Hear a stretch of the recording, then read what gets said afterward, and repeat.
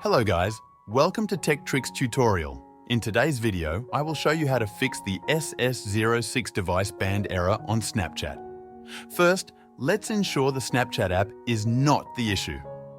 Open your Play Store or App Store depending on your device and search for Snapchat. Make sure the app is updated to the latest version. Once updated, close the app. Next, open your device settings. For both iPhone and Android, use the search bar at the top and type in VPN. Tap on the VPN settings and make sure no VPN is turned on. A VPN can make it seem like you're in different locations, which might cause issues with Snapchat's guidelines and lead to your device being banned. So, turn off any active VPNs.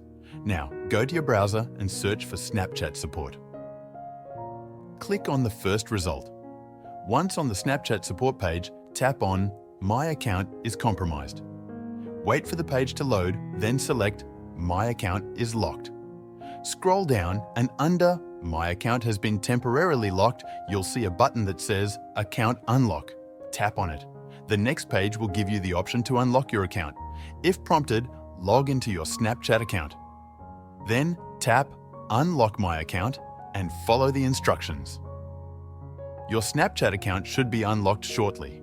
Thanks for watching this tutorial.